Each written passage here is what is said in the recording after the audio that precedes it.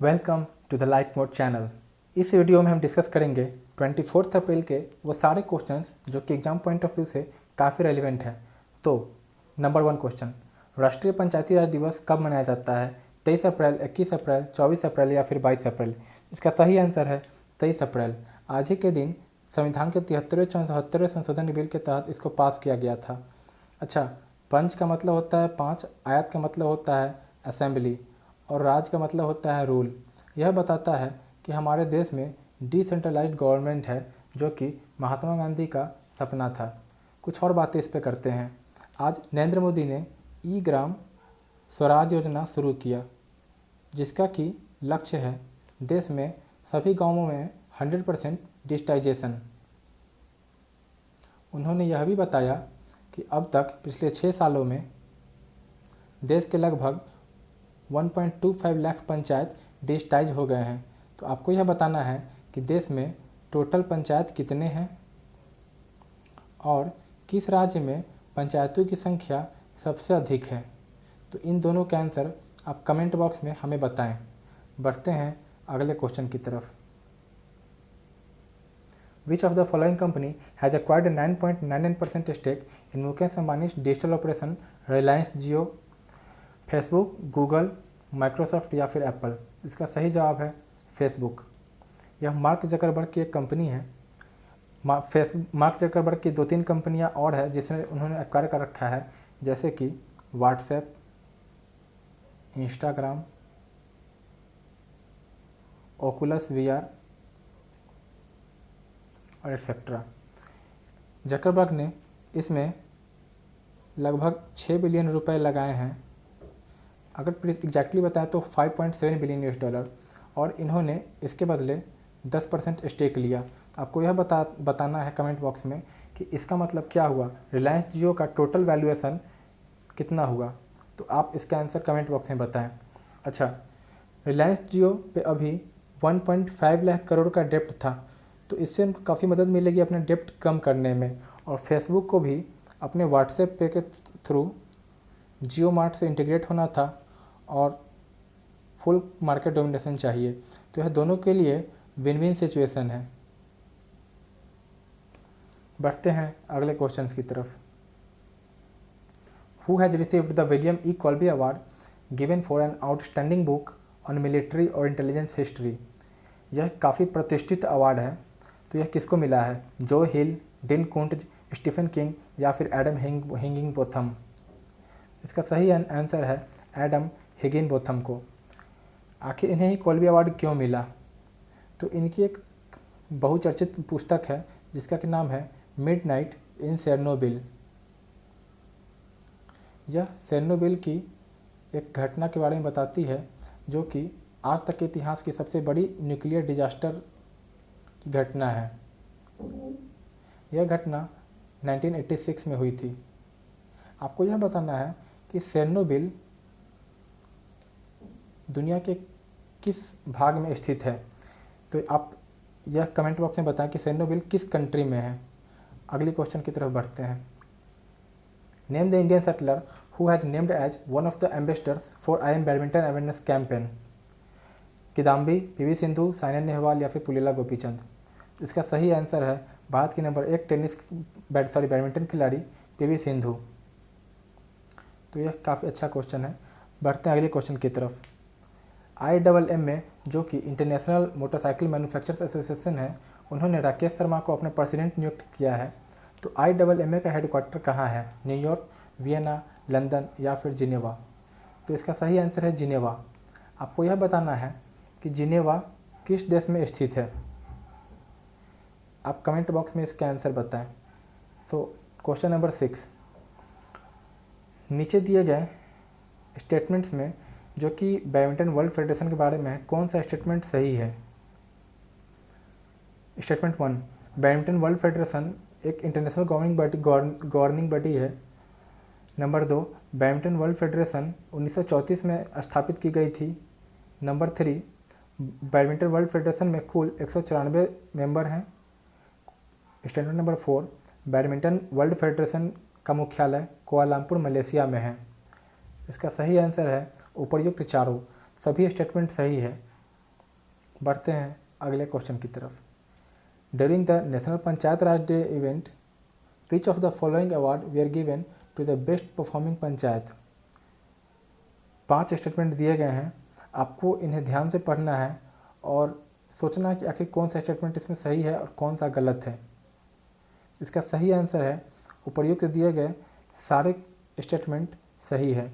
यह award national पंचायती राज day event पे सभी पंचायतों को दिया गया जिन्होंने उत्कृष्ट प्रदर्शन किया है, ताकि वो प्रोत्साहित हो और भारत में जो डिसेंट्रलाइज्ड गवर्नमेंट की प्रक्रिया है वो सुचारू ढंग से चलते रहें।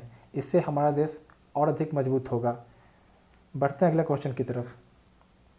विच of the following tech giant of India will launch Israel's first fully digital bank. Tech Mahindra, Wipro, TCS, Infosys. आपको क्या लगता है इसका आंसर क्या होगा?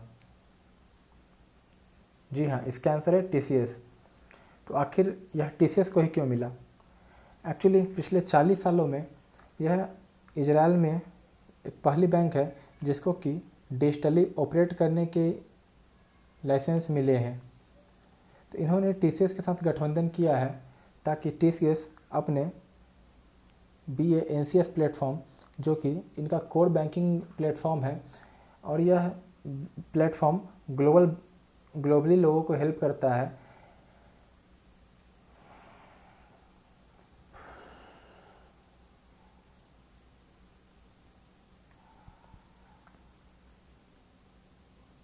TCS BANCS एक कोर बैंकिंग सॉफ्टवेयर सूट है जो कि TCS द्वारा डेवलप की गई है रिटेल बैंकों के इस्तेमाल के लिए। तो यह काफ़ी अच्छी खबर है। आपको यह बताना है कि TCS के चेयरमैन कौन है। बढ़ते हैं अगले क्वेश्चन की तरफ। Union cabinet has approved the promulgation of an ordinance to amend the epidemic disease act 1913, 1897, 1853, 1935। इसका क्या आंसर सही है? इसका आंसर है 1857। कॉलोनियल एरा से यह नियम चलते आ रहा था। हाल में अभी जो हेल्थ वर्कर्स पे हमले हो रहे थे उसे देखते हुए मोदी सरकार ने इस नियम को बदला है, ताकि अब जो भी ऑफेंडर्स हमला करते हैं किसी भी हेल्थ वर्कर या कोरोना वॉरियर पे, तो उनसे उनका हर्जाना लिया जाएगा, प्लस उन्हें जेल और भी दंडनीय प्रावधान है उनके लिए जिससे उन्हें भुगतना पड़ेगा। तो यह काफ़ी एक सराहनीय कदम है। Thanks for Modi who finally dusted off that 1897 law. So now we will move to the next question. Question number 10. Which IT institute has developed an app that warns people about the coronavirus containment zone nearby and helps them check whether a news item about the pandemic is genuine or fake? IT Kanpur, Delhi, Banaras या फिर मद्रास। इसका सही answer है IT Delhi. Actually containment zone वह zone है जो कि sealed है और वहाँ पे हॉटस्पॉट है, वहाँ पे कोरोना वायरस फैल चुका है। तो लोगों को पता होना चाहिए कि कौन से जोन कंटेनमेंट हैं और नहीं है, तो इसके लिए ऐप बनाया गया है। यह काफ़ी एक अच्छा कदम है। बढ़ते हैं अगले क्वेश्चन की तरफ। The Panchayat Raj system was first adopted in which state on 2 October 1959? Rajasthan, Kerala, West Bengal या फिर मध्य प्रदेश। इसका सही आंसर है राजस्थान। अच्छा, आपको यह बताना है कि who advocate panchayat raj as the foundation of India's political system. Panchayati raj की वकालत किसने की थी? आपको इस क्वेश्चन का आंसर कमेंट बॉक्स में बताना है। यह क्वेश्चन नंबर 1 हो गया पंचायती राज पे। दूसरा क्वेश्चन हो गया, अच्छा मैं आपको बता दूं, एडवोकेसी ऑफ पंचायत राज, आपको यह बताना है फर्स्ट टाइम। दूसरा आपको बताना है कि राजस्थान तो हो गया पहला स्टेट जिन्होंने अडॉप्ट किया था पंचायत राज सिस्टम। आपको वह बताना है कि वह कौन सा पहला स्टेट था जिसने इसे सबसे पहले स्टार्ट किया था। पंचायत राज सिस्टम को स्टार्ट करने वाला पहला स्टेट कौन था? वह राजस्थान नहीं था। आपको बताना है यह कौन सा स्टेट है। फॉर हिंट, यह साउथ इंडिया का एक स्टेट है। तीसरा क्वेश्चन आपके लिए है, आपको बताना है कि ग्राम पंचायत का हेड कौन होता है? मुखिया होता है, पंचायत सचिव होता है, सरपंच होता है या फिर कोई और? तो इन तीनों के आंसर आप कमेंट बॉक्स में बताएं ताकि हम देखें आप कितना जानते हैं। अगला question, Scientists from International Advanced Research Center for Powder Metallurgy and Nanomaterials (ARCI) has developed an advanced tool NanoBlitz 3D in collaboration with Nanomechanics USA. ARCI किस सिटी में बेस्ड है? हैदराबाद, गुरुग्राम, न्यू दिल्ली, मुंबई। तो इसका सही आंसर है हैदराबाद। अच्छा, हैदराबाद में ही चार मीनार और गोलकोंडा है, गोलकोंडा फोर्ट है। हैदराबाद को आपको यह बताना कमेंट बॉक्स में कि हैदराबाद को किस सिटी से जानते हैं। ये इसे सिटी ऑफ डैश, आखिर इस डैश पे क्या होगा, आप कृपया कमेंट बॉक्स में यह हमें बताएं। बढ़ते हैं अगले क्वेश्चन की तरफ। Who launched Vidyadaan 2.0 programme for inviting e learning content contributions in new Delhi? Ramnath Kovind, Narendra Modi, Amit Shah या फिर रमेश पोखरियाल निशंक? तो जाहिर सी बात है, इसमें पढ़ाई लिखाई की बातें हो रही है, तो यह भारत के एचआरडी मिनिस्ट्री के अधीन आती है। तो इसका आंसर होगा union ministry of HRD, Ramesh Pokhriyal Nishank. Question number 14, which of the following state has launched Aptha Mitra helpline with an exclusive toll free number 14410 and Aptha Mitra mobile app? Karnataka, Maharashtra, Kerala, Gujarat? इसका सही आंसर है कर्नाटका। एप्था मित्रा का मतलब होता है क्लोज फ्रेंड। तो ऐप बनाई गई है ताकि लोग इसका हेल्प उठा सकें। बढ़ते हैं अगले क्वेश्चन की तरफ। Pakistan has received an emergency loan of how many US dollars from the IMF to boost its foreign exchange reserves in the wake of economic downturn due to the corona virus crisis? 2.7 billion US dollar, 4.1, 1.3 और 8.5 billion US dollar?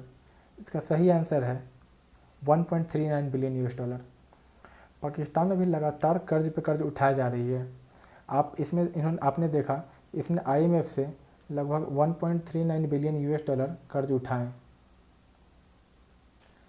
और हाल में ही इसने ADB से भी 1.7 billion कर्ज उठाए हैं। तो हम ये देख पा रहे हैं कि पाकिस्तान पे डेप्ट बढ़ते ही जा रहा है। तो इसी के साथ हम आज का यह इवेंट ख़त्म करते हैं। होप आपको यह पसंद आया होगा। कृपया इसे लाइक, शेयर और सब्सक्राइब करें। Thank you.